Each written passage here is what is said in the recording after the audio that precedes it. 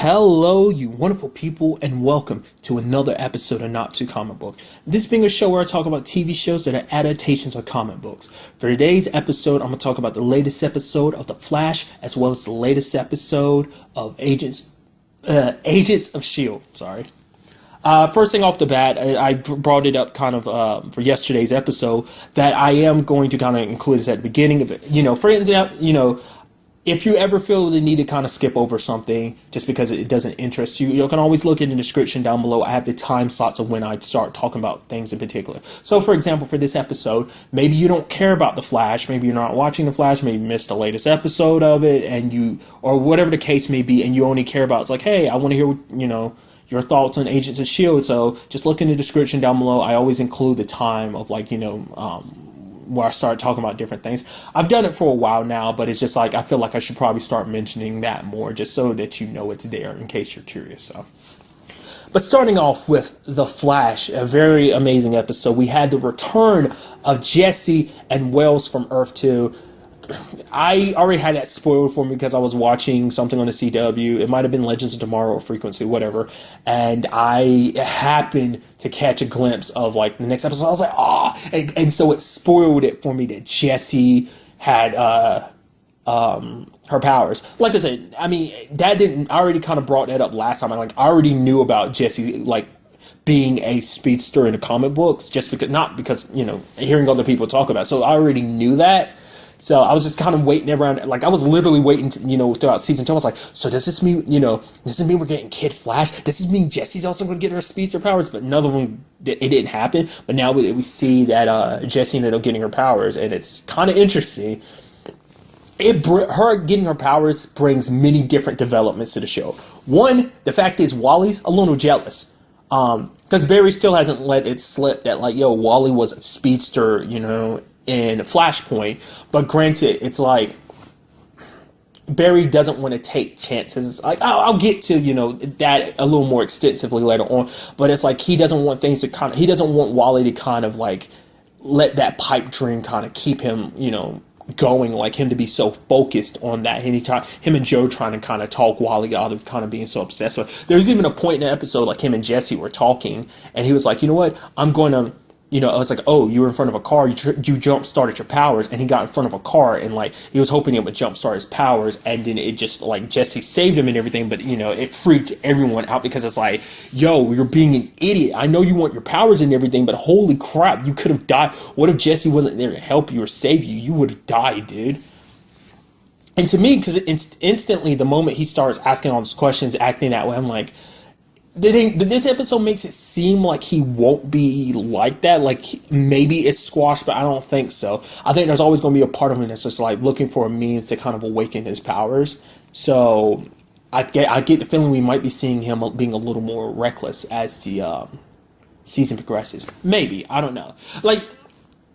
Kind of tying into it, I might draw back to the point I was going to make earlier that I was going to talk a little bit. Essentially, Jesse's kind of in a situation where she is trying to test out her powers and everything, but Wells is kind of being very reluctant. He wants everyone to talk Jesse out of it. It led to an interesting conversation between Caitlin and Jesse. I mean, because Wells was asking someone, Cisco, you talked to her. It's like, dude, I am a metahuman, but, I'm still kind of the worst person to be telling her to, hey, don't use your powers when I'm out there kind of using my powers for good. So it's it's a little hypocritical for me to be talking to her. And she's like, and then he was basically okay, Caitlin, and she's like, wait, why me? It's you and Jesse kind of have a bit of a relationship. And speaking of relationship for a quick second, the fact is that Jesse talked about the fact is she's like, where's Wally? Oh, he's not here? Oh, okay. And then she's like, when she was talking to Wally, she's like, you were going to be the first person I ended up, kind of showing that off to, telling you that happened to me. And because the moment I was like, really? The fact is, she was like, oh, where's Wally? And I was like, all right. There's a little bit of a thing there. It was never really delved into too much, but it's there seemed to be kind of a thing between them. So the fact is that they're back on Earth 1. It seems like that might be a thing now, which is super cute. That's really awesome. It's just kind of it's just yeah, the first person I would have shown it off to is to Wally. That's super cute. It's yeah, showing off to the guy that you possibly like. I think not even possibly, definitely like that you have superpowers now. Which sadly, in the back of my mind, I'm kind of worried that it'd be a situation where it's maybe Wally gets so sidetracked by his jealousy that he doesn't realize, because it seemed like he likes Jesse too, because they kind of had that moment like when they first met. It's like, yo, I'm Jesse, and it's like, oh, I'm Wally, and it's just like, oh, that's so awesome. But nevertheless, you have like, the conversation even throughout the, it's like, oh, so Barry didn't, Caitlin was telling her to take it slow, and then like Jesse's like, Barry didn't have to take it slow. She's like, yeah, you're right. Is it because I'm a girl? And Caitlin's like, no, it's not because you're a girl. She's just saying, like, if I was a metahuman, if I had powers, I'd want to kind of take things slow. And then, that led to things kind of getting heated up even more between her and her dad. And she's like, oh, like, I know you wanted me to come here because you were trying to look for some means of talking me out of this, probably even, even though he didn't really bring it up, probably a means of getting rid of her powers. And she's like, oh, you never wanted me to have these powers. It's like, why are you treating me like this? Is it because I'm not Barry? And he's like, yes. And she kind of is shocked and just runs away. Me, I interpret that as, yes, it's because you're not Barry. Yes, he likes and cares for Barry, sure, but Barry's not his kid. You are. And that's kind of a point he kind of points out to her later on. It's like, you're my little girl. I love you. I've always loved you. I do love you, and I always will love you. And I'm always going to be very protective when it comes to you. I'm always going to worry about you. And that's what he meant by it. It's like, yeah, I care for Barry and everything, but he wants to go out there and risk his life. I can't do much about it. He's not my kid, but you are mine, and I'm very scared. And this is kind of tying back into the point I was making earlier. Because it was kind of interesting, like, they're both, like, in a situation where they've both made mistakes and there have been ramifications for it. Wells kind of blames himself for Jesse even being in the situation because it's like, he helped create Zoom, which led to the whole situation to Jesse getting powers in the first place. So for him, it's like, he's made mistakes and he's trying to rectify those mistakes, but he ends up creating more and more mistakes down the road. And so things just never seem to work out, and he doesn't want Jesse having, being a speedster now to kind of interfere. Like, he doesn't want her situation to turn into a mistake that, he'll regret. And kind of along the same lines, Barry is too. That's why he's so hard on Wally, because like, are you an idiot?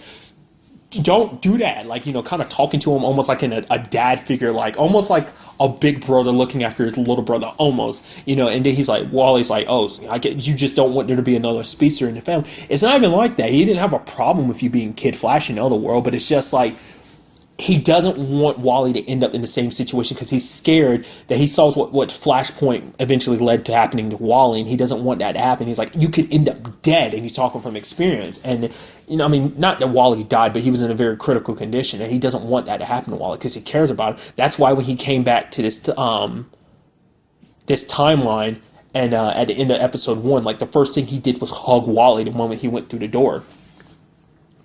Because he's scared of like that, because he sees that his mistake, the whole Flashpoint situation, is having ample ripple effects all across the board, affecting many different people. And, for him, I'm sure he's happy with the fact that it's like, okay, Jesse's showing power, sure, but Wally's not. So that's good. That means he won't become the Kid Flash. I mean, he won't put his life in danger, because it's like, because Joe already has to worry about one son.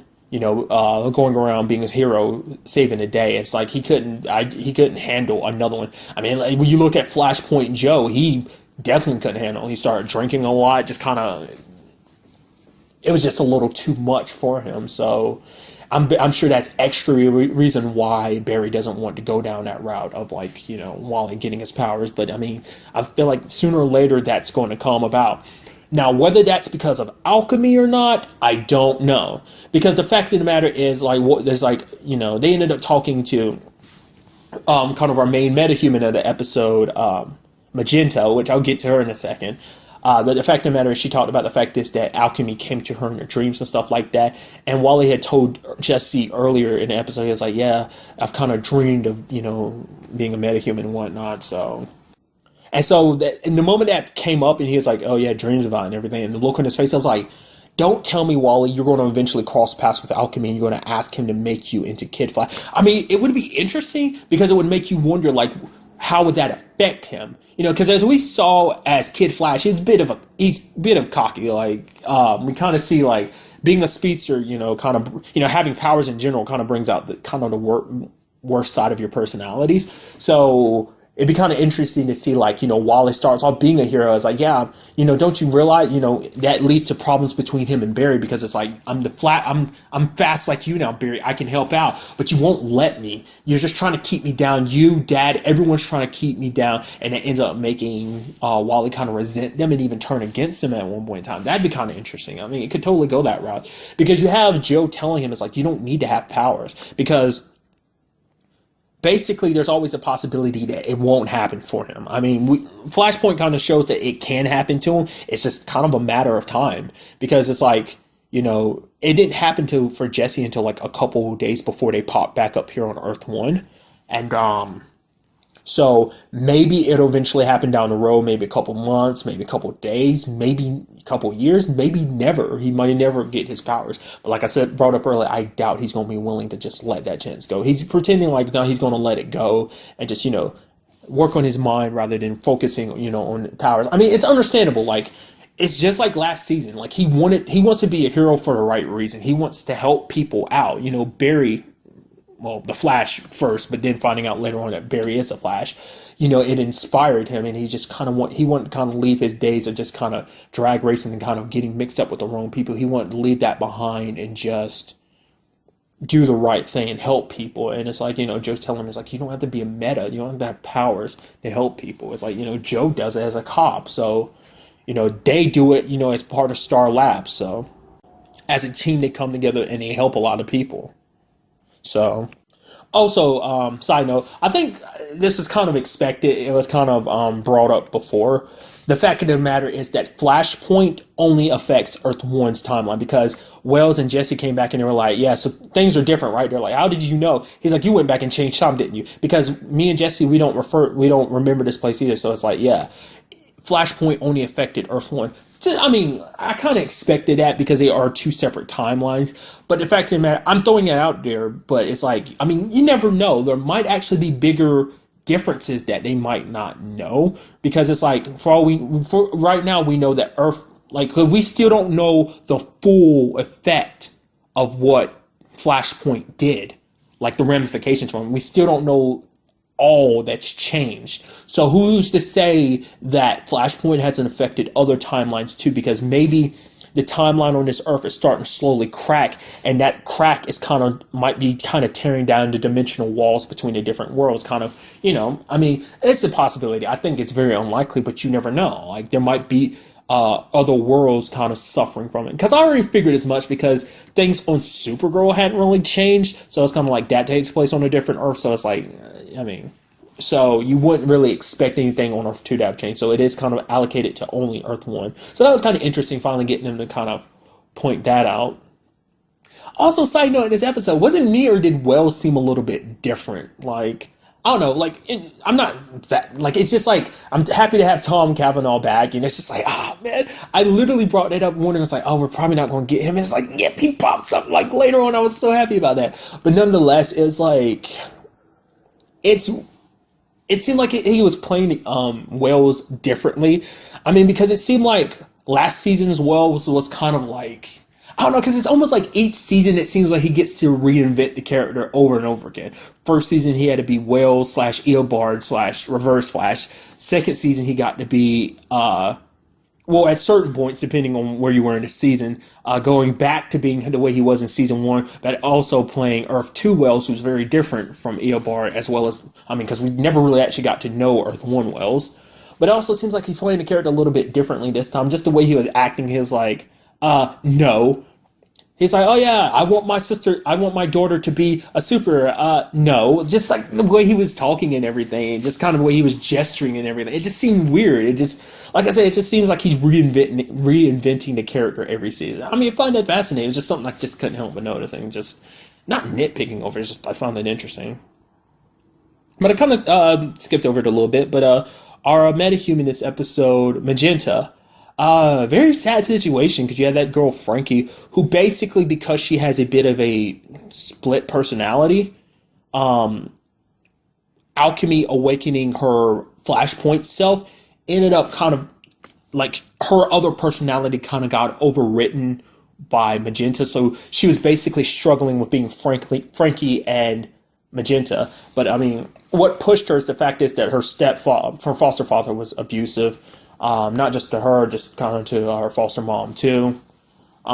We never really got any like closure on that whole situation with us, like, oh, like, how she felt about her foster mom. It's like, yeah, her foster mom kind of got treated like crap, but it's like, maybe on some level Frankie blamed her because it's like, oh yeah, what was I kind of got a little like, he wasn't a nice foster father to me, but it's like you weren't there as a foster mother to kind of protect me, or maybe she was resentment for it in that regard, but nevertheless, very interesting power of being able to like.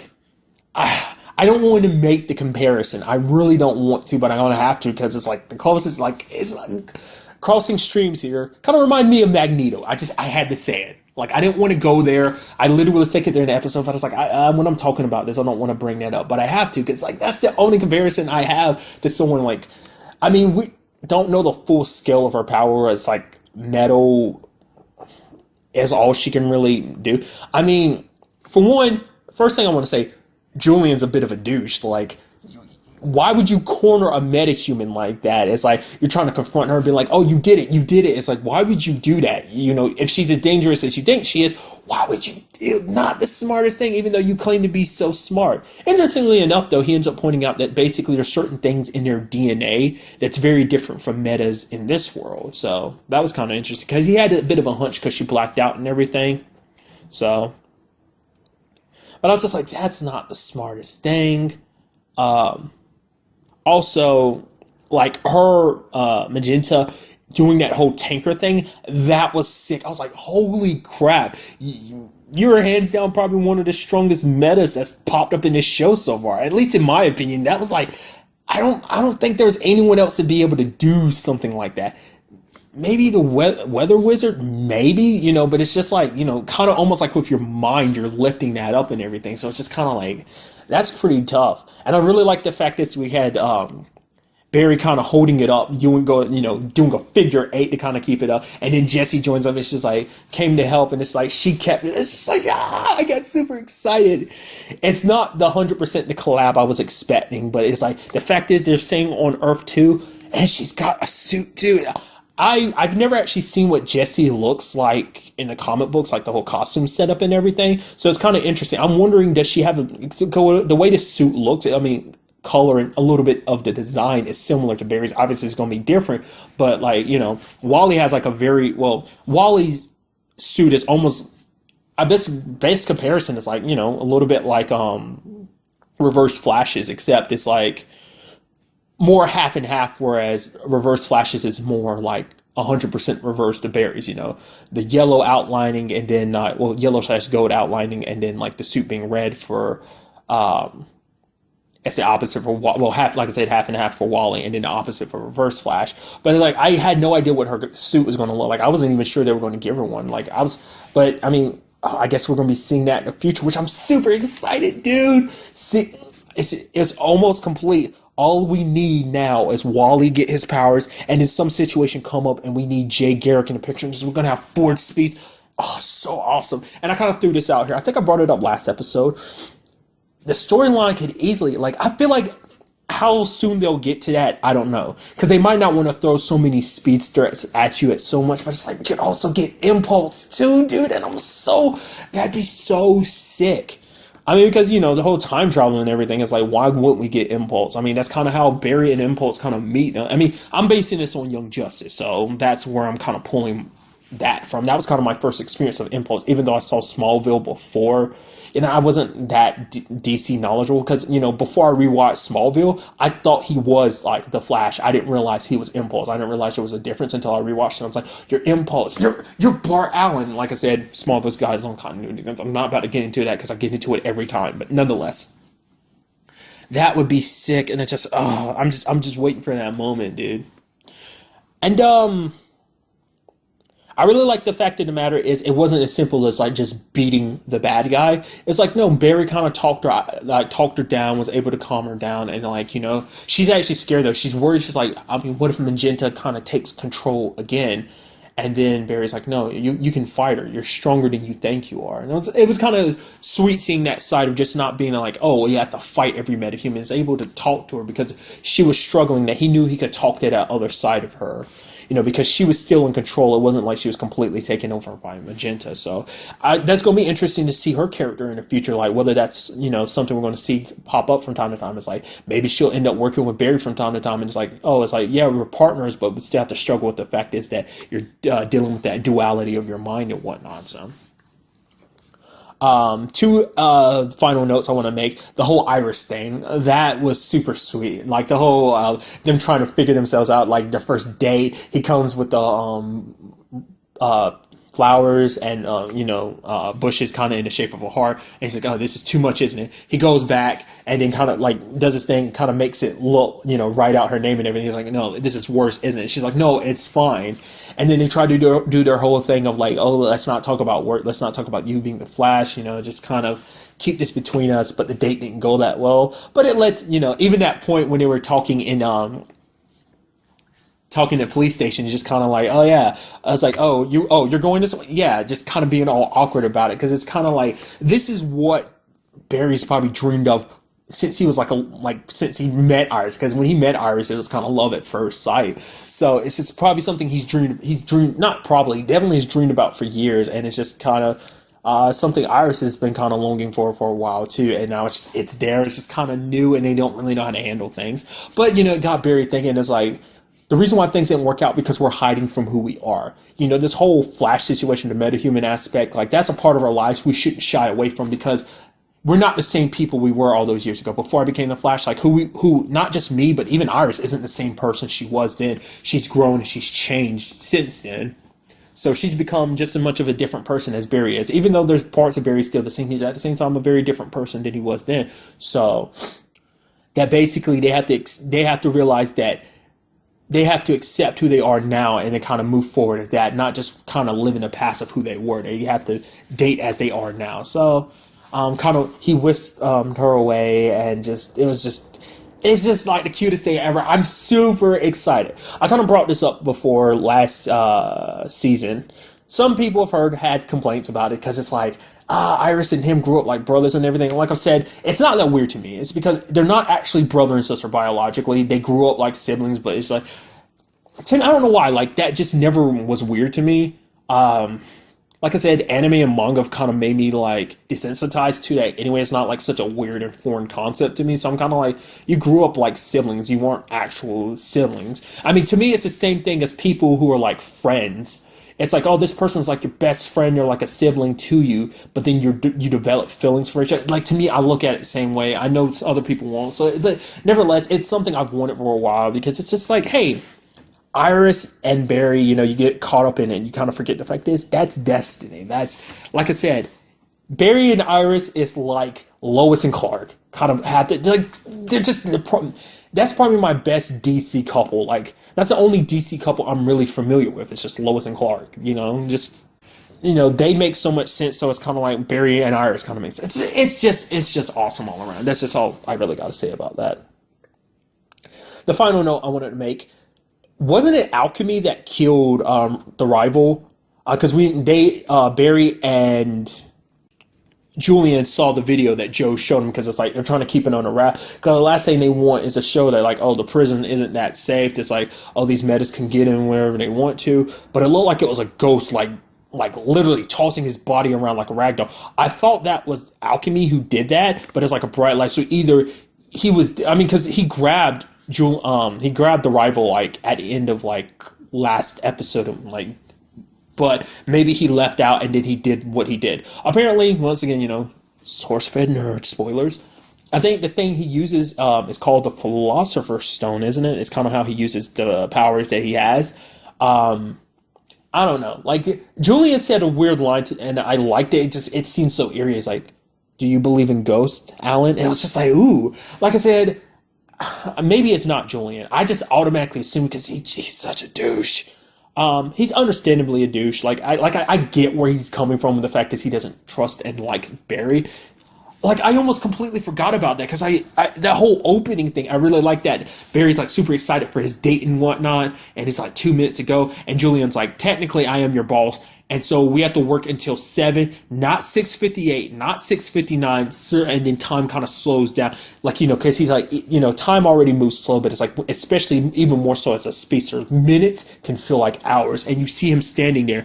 And time is moving so slow, it almost looks like it's completely frozen. You see the water droplets, and then you see kind of Julian kind of frozen. It's like, they framed that so well. That was so good. I really like that. Just that as a framing device. It's just kind of, you don't really see that kind of put in perspective just how time looks to Speedster. You get pieces here and there, obviously with the action stuff, but just in everyday life, just how slow even a minute can feel to them. So that was kind of neat. But the fact is, Julian said that, like, I've already said it, like, I've had my suspicions that he's actually alchemy, but I'm thinking not. Maybe, I don't know. I don't know. I was about to say something, but I was like, that can't be the case. I don't know. Alchemy seems to be a very interesting antagonist. I'm very curious to see, like, what alchemy's ultimate goal is. Why he or they are doing what they're doing, and was that like a ghost, or wasn't that alchemy, or was that a different meta doing that? Was that him using the philosopher's like I said, because he was tossing the rival around like he was a ragdoll, and ended up killing him. It was like pretty brutal. I was like, crap, dude, hitting the wall, the ceiling, and the floor, and just toss around like that. And side note, I didn't really want to talk about it too much. I do know bits about Jessie, where her story goes. I won't go into spoilers. I'm wondering, are they going to do that for the show? They probably are. I kind of don't want them to. I mean, because anyone that kind of might know where Jessie's story goes, it's kind of like, I think I brought it up last season, or I don't remember if I talked about like her time as a speedster or not. But I kind of hope they don't go around that route. But for the sake of like storytelling as well as drama, most likely are. But it probably won't be something until much later in the season. I mean, I guess we'll just have to, wait and see. Just kind of want to toss that last note out there. So, and now moving on to this week's episode of Agents of S.H.I.E.L.D. So much good stuff went down in this episode. Let's start off with the whole May situation. I love, May's being taken care of Ida, which I'll get to that in a second. But I really love the fact is, finally remembered his name because I made sure to take note of it. Dr. Radcliffe, played by the always talented John Hannah, because I refer to him as like, oh yeah, John Hannah's character last episode. But the fact of the matter is, he told May what happened. It's like, oh wait, you killed me. He's like, yeah, you kind of had to die for a little bit, like 7 minutes or so, but you're good. Don't worry about it. And the way you see May so brokenhearted about it, she's like, I died. Radcliffe killed me. It's like, if she went out, if she died because of like, oh, she was on a mission going up against a worthy opponent, that's one thing. But it seems like she was brokenhearted because the fact, out of anyone that's ever been in a situation to kill me, it was Radcliffe that killed me. Why couldn't it have been someone else? It almost seemed like she was disappointed in that regard. But what I found interesting was the fact is, I didn't really even think about it. I mean, at first I was kind of like, that's interesting, you're letting Ida kind of help her out, but I didn't really think too much of it until he started explaining to Fitz, because Fitz is like flipping out. He's like, yo, what the hell are you doing? It's like, you got May here and you're like gallivanting Ida around. It's like, no, the point is you've been helping her with the personality, making her more human like, so it's time to test it out. I'm having her kind of take care of May, the most kind of astute and most like trained agent in S.H.I.E.L.D. And it's like, if she can fool May, then it's like, we're in the clear. So that was kind of interesting. Even led to like a point where because we ended up finding out, obviously she has her rules where she can't hurt humans, and apparently she can't lie. Radcliffe kind of programmed her not to, but he kind of teaches her a lesson of you have to, there are some lies that are good. Some spare people's feelings, others kind of save lives. And she's like, so whose life was Fitz saving when he lied to Agent May? It's like, well, yours, of course. Because it's like, if the director, people at S.H.I.E.L.D. find out what he did, because that was the whole point of why Fitz kind of covered for him. It's like, they will destroy Ida, so. Interestingly enough, Simmons ended up figuring out, she's like, oh man, she's almost so human-like, and it's like, wow, that's such a weird way to talk about a person. It's like, I know she's an android. It's like, oh, you do? So how? She's like, why didn't you tell me? Because at first I was thinking because Jimma was taking it in a situation, she's like, oh, I see why you've been so busy over here. She's like, she's stunning. And he's like, oh, really? I mean, I didn't really notice, because he really didn't, because, more so than anything, he's focused on Simmons. He doesn't care about any other woman. I'm so glad that they're together. It's just like it's been a thing since season one, and it didn't kind of really pan out too much in season two. Started heading that route in season three, and finally paid off in season three. Went that route in season three, kind of paid off, and now it's just fully there. The whole thing Gemma was doing at the beginning was trying to find them a place, but I'll get to that a little bit. But it's just like I said, just kind of more focused on the fact that just kind of like Ida's not his type, but the fact is that she was able to see through it like that. So, but I mean, it does lead to an interesting thing because it's like, okay, the fact of the matter is, it's like, you could be submitted to a lie detector test. Like, that's why we didn't tell you. It's like, not just for Ida's sake, it's also for your sake, because you would have had to report it to the director, and you can't lie. But it's like, oh, she's got a lie detector test coming out soon because of everything that went down. And it's like, well, crap. That's going to be very interesting. But kind of trailing off of that, man, so much. I don't know where to start. Okay, the whole thing at the beginning, like at the moment you saw the apartment, I was like, oh, the fact is Gemma was like, oh, this is too good to be true. I'm like, because it is. I was like, oh, it's a setup. Gemma, watch your back. And it's like, oh, it's Daisy that set her up and kind of did everything. And, she needed Gemma's help because it's like, oh, I need to go to a doctor. Not like she can go to just anybody because, I mean, being a wanted criminal and whatnot is Quake. The moment she was like, hey, just sorry to kind of lie to you, you see her back kind of sliding against the wall and there's blood. I'm like, ooh! And she looks pretty messed up, but Gemma takes care of her and everything. And it was so, like, Gemma almost turned into a doting mother. Because, I brought up, they are a family, they're kind of divided right now, but they are like a family. So they look after each other. They care for each other. And she's kind of like, for one, you had Daisy being like, oh, this is for you and Fitz. The fact is you're looking for a place with this particular saying. She's like, don't worry. I might have set you up to come to this place, but this place is still, is available if you want it and everything. It's like, I'm glad you and Fitz are together. It's like, oh. And you had Gemma being a little doting, even going as far as being like, those pills they won't heal your arms. They'll only like help with the pain and whatnot. So, just kind of a temporary, not even a solution, just kind of a band-aid to a very serious problem. Even saying like, oh, don't you have the gauntlets? You could just use them. And she's like, please stop playing mother hen to me. And she would kind of got a little bit of an explanation as to why she doesn't use them. I also think it's like, oh, there's some tracking device in it or something. It's like, no, apparently they're not inconspicuous enough. I'm like, I don't know. I don't remember her gauntlets being that, like, I guess it's harder to hide them underneath your, like, jacket or something, but it's like, to me, it didn't seem like it was that big of an issue. It's like, I feel like it could still cover up your arms and whatnot, but I guess, like, everyday life would be a little bit harder, just kind of, I think it's more than that. She gave that reason. I feel like it's just she doesn't want any kind of attachment to S.H.I.E.L.D, and using them would be bringing attachment to S.H.I.E.L.D, so... but I really like the fact that Gemma's like, I can't help you, because they ended up finding out the Watchdog has been getting the names of Inhumans because they've hacked into S.H.I.E.L.D's system. As we found out last episode, that Senator Lady's helping them. Whether she's the only participating partner, I highly doubt it. It's got to be some very like high-ranking officials, because it's like, how would they even get the technology to hack into, like, they're kind of like a rogue vigilante group, and it's like, that seems like something way above their capabilities and pay grade. So it seems like, obviously they have someone higher up helping, especially because the senators obviously got government connections. So it's not that big of a stretch. But like I said, other people might be helping her too.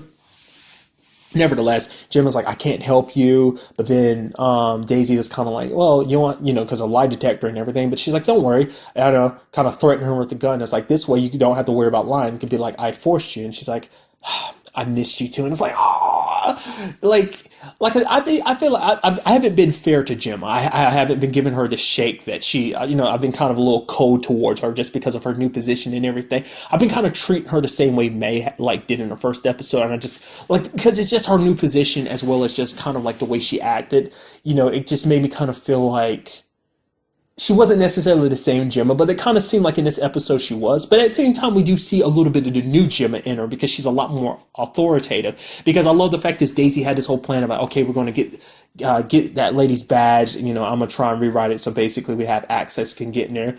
Gemma was like, okay, we're running through the plan again. Okay, gets out, walks over, tells the lady to kind of take the flash drive in with her. And she's like, what did you do? She's like, yeah, I told her what to do. I was like, because I am technically her boss. It's like, wow, because Daisy kind of doesn't know about the new chain of command. It's like, Simmons has always been important, but she's even more so now these days. She's kind of like the right hand lady to the new director. So you even see it more later on in the episode when Daisy's like, "Oh, they're after James, aka Hellfire." That was kind of, I was not expecting to see him kind of pop up this season, but he did. He does, and especially this soon. But nonetheless, because we never really got found out like what exactly happened to him, like, you know, at the end of season 3. But nevertheless, it's like, you know, Daisy's like, no, I'm gonna do this on my own, and then Jim was like, no, you're not.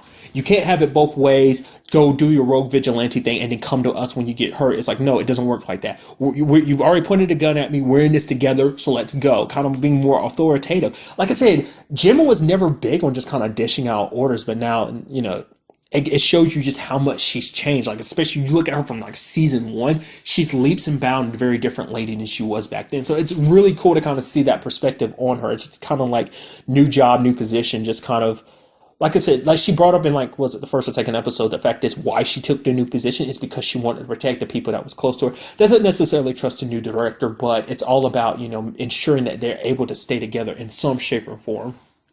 But I end up tracking down James, end up finding out that he's working as a fireworks store. Irony, I know. He kind of points out as to why he's working at one, that basically he brings up one of his buddies, that basically his buddy had smoked for a long period of time, but he leaves a cigarette there at the store taped down as a reminder of not to do it. And for James, you know, working at a fireworks store is to show him like, yeah, this is, you know, explosions of fire shows him, reminds him like, that's what I can do and what I'm capable of, and not, you know, not to go down that path again. But what I really found probably like one of my favorite aspects of this episode was the betrayal, because it's like, oh, we went through the trouble of, you know, warning you. It's like, oh, the watchdogs are after you, but it's like, no. He's working with the watchdogs because he wants Inhumans taken care of, because it's like he's disgusted not only with himself, but all Inhumans. He hates them all equally. And it's, you know, even Daisy brings up a point. You wanted to be an Inhuman. I gave you what you wanted, but it's like, he's like, he didn't want all of this, the whole hive situation, because it seems that might possibly be motivating, but obviously it's motivating him, but it's also motivating Daisy, because, you know, you had that connection to someone, that deep connection that's like, this felt right, and to have that severed. Because remember, I brought that up, you know, in a season 2 finale, just the fact of the matter is when she was about to go up against Hive, she actually submitted herself to him. She's like, please take me back, because that longing and that emptiness in their heart, like being removed from him, created a void in their hearts. And maybe that's one reason why she kind of decides to kind of go on her own, because she feels like without Hive, she almost had nothing left, even though she had all those people by her side, plus a combination of that, plus Lincoln. Is just, I don't know. Like, I feel like there's got to be more to it than that, but I'm sure that played a role. It definitely played a role in why James is doing what he's doing, because it's like he wants to get rid of, you know, because it's like he kind of looks at all Inhumans as abominations, even though that is what he initially wanted.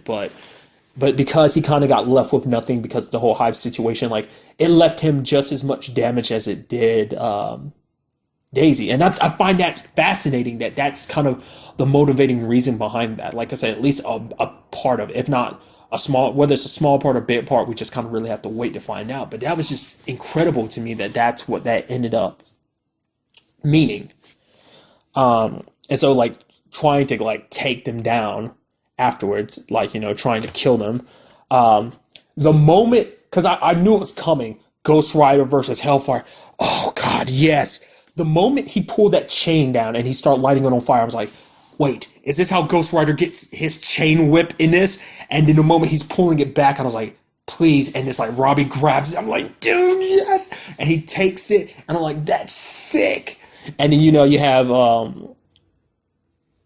James using those balls of fire, puts fire on him, and then they explode, throws it at Robbie, and Robbie's face kind of messes up, and he's like, you shouldn't have done that, and he transforms. I'm like, dude, that's so sick. And then it wasn't like a full-on fight, but wrapped the flaming chains around him and has him pressed against the wall, and James kind of heats up the wall and makes it fall back, and then they both fall into some fireworks and the place explodes. I'm surprised James came out okay. I guess considering what his powers is as an Inhuman, it kind of makes sense. Definitely knew Robbie'd be fine, but it wasn't kind of, what I was thinking was going to happen is you have Robbie kind of walking out full Ghost Rider mode, and everyone being like, whoa. But it's like, no, he comes out, and surprisingly, James alive. He's like, yeah, you said you wanted him alive, so. And that was the cool thing too, having Robbie work with S.H.I.E.L.D. I mean, that's kind of where everything kind of ends up. It's like, well, I'll get to that in a second, but it's just kind of like, kind of the conversation is like, you're not any human, are you? So what are you? Like, what's that thing inside? He's like, I made a deal with the devil, and kind of glows his eyes. And I just think that's so sick. I love that. That's kind of one of the things I love about Lucifer. I know crossing streams and everything again, because I love to do that endings. I need to stop doing that, but I do it nevertheless. It's because like when he kind of gets irritated or pissed off, he kind of morphs his eyes like that. And I always love that special effect in anything when someone can like shift their eyes because of whatever power they have or anything, and you see them like maintain their human form, but their eyes glow like that. I just think that's the sickest thing. But it led to an interesting conversation where it's like, so Ghost, the devils, he's even asking Max, like, what do you think about all this? And he's like, well, I believe in God, and so why wouldn't I believe in the other thing? I mean, it's like, and then you had Coulson bringing up that casual conversation of being like, well, I've met gods and they ended up turned out to be aliens. So it's like maybe the thing inside of him is one too. Because let's not forget, Marvel set up this whole like more science fictional approach to everything. So like Asgardians are considered like, they're like, oh, they're not gods, they're aliens. Like I said, it's like the whole supernatural fantasy magical aspect of Marvel hasn't really been tapped into. That's why I'm always brought up like, how are they going to explain Iron Fist? I mean, he got his powers from freaking killing a dragon. Okay, how do you explain that with science? And then the fact is, you have Doctor Strange doing the things he does. Like, how would you explain that with science? Explain to me. I mean, granted, this is all Disney properties now, along with Star Wars, the whole midichlorians thing. I know a lot of people kind of cringe at the thoughts, like, oh, I wish that was not canon. I wish that didn't exist.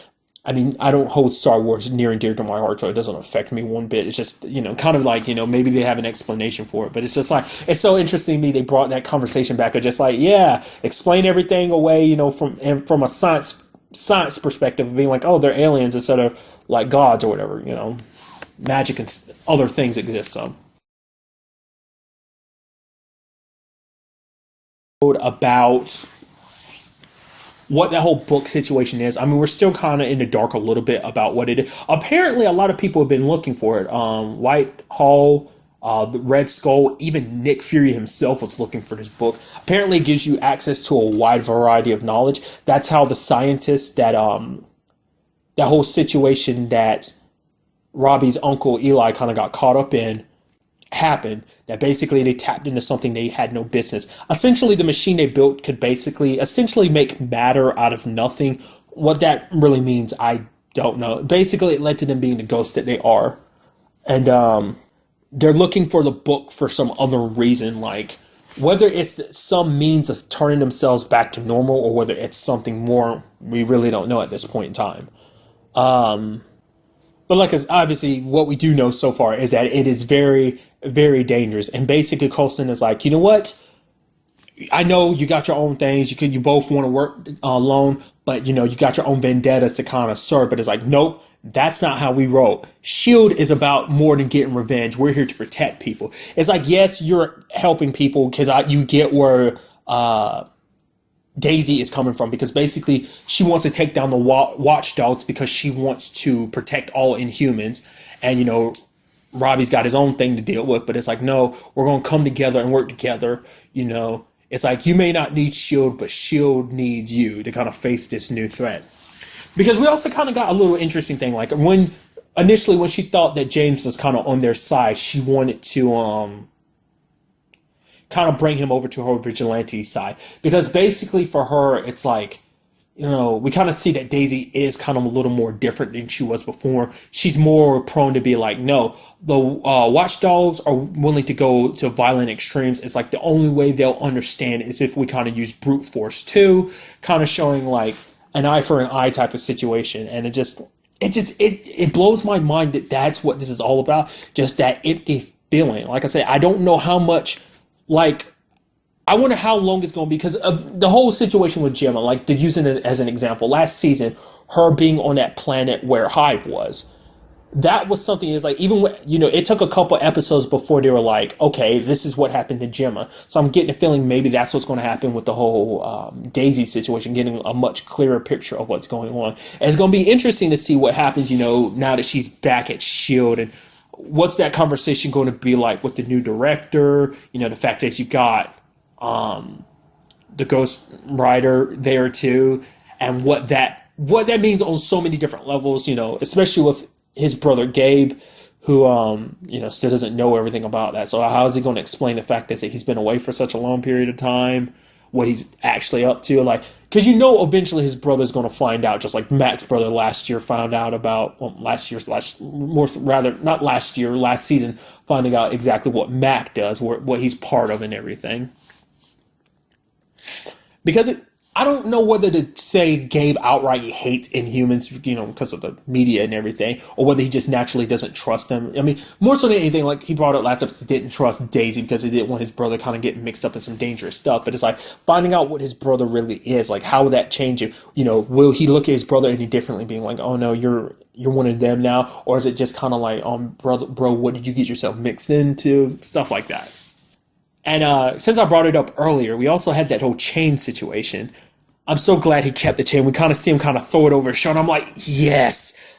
Will we be seeing that in the future? Like, all I needed to know was he grabbed it and he has it. That's all that matters. It's just like, I don't know much about Ghost Rider, but like the little bit I know is from the movies and everything. And it's like the moment Hellfire pulled down that chain, I was like, oh, he's about, please take the chain and start using it for yourself. And he didn't. It's just like, I was hoping for a little bit more of a big climactic battle, but at the same time, it's just kind of like, well, we'll get something like that eventually. I mean, we do have James kind of under S.H.I.E.L.D. watch now, so I'm very curious to see, like, will they be able to convince him otherwise, kind of change his mind, or will he kind of prove to be someone that's like, okay, he ends up breaking out and ends up becoming a problem later on. Because him selling out was only recently, like, because it wasn't just about killing all the other Inhumans. He said like him being saved for last, so he does plan on dying, but he wants himself to be the last one because it's like kind of wipe out all the abomination. And it's so interesting to have that perspective because I was thinking about it too. We never actually got to know too much about James before he became under Hive's control. We knew him for like a little bit, an episode before he ended up becoming one with Hive. That was it. So we didn't really get to know him. And even now we still don't kind of get to know him. We see obviously a lot of his personality didn't change too much when he was under Hive's control versus, as well as, now that he's out of Hive's control again, like not too much of his personality has changed, but we still didn't really get to know him as a person beforehand. So that was just something I felt like I should probably note as well. So Ida, some, Ghost, the Ghost Rider and Quake returning to S.H.I.E.L.D., Ghost Rider becoming a part of S.H.I.E.L.D. somewhat, the return of James. It makes you wonder whatever other Inhumans we're going to like cross paths with in the future.